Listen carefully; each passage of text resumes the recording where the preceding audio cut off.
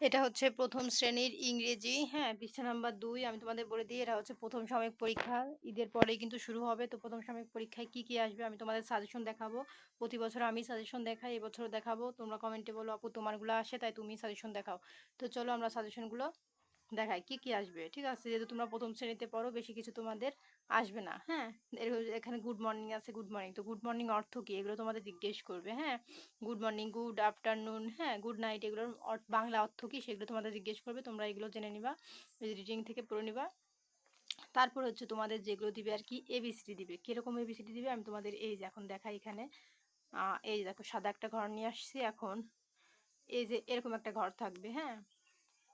তার ভিতরে আবার এরকম, এরকম ছোট, ছোট খোপ থাকবে। এইরকম।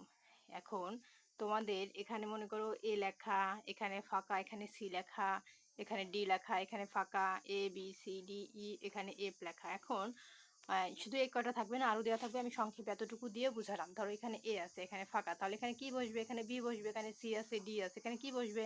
ই বসবে। এইরকম তোমাদের ১ম সাময়িক পরীক্ষায় দিবে। আবার এটা না দিয়ে পুরোপুরি এ, বি, সি, এ থেকে জেড পর্যন্ত তোমাদের লিখতে দিবে। এরকম আসতে পারে। মানে যেকোনো আকারে আসবে। আবার হচ্ছে তোমাদের 1, 2 এই যে 1, এই যে 2, 3, 4 এগুলো কিন্তু তোমাদের 20 পর্যন্ত মানে 20 পর্যন্ত লিখতে দিবে আরকি। ঠিক আছে?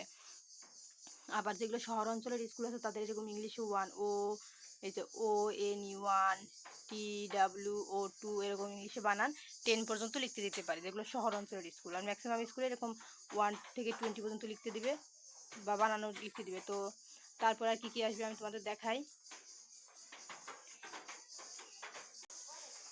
তো এইগুলোই এগুলোই কিন্তু দিবে বেশিরভাগ তোমাদের, আর বেশি কিছু দিবে না।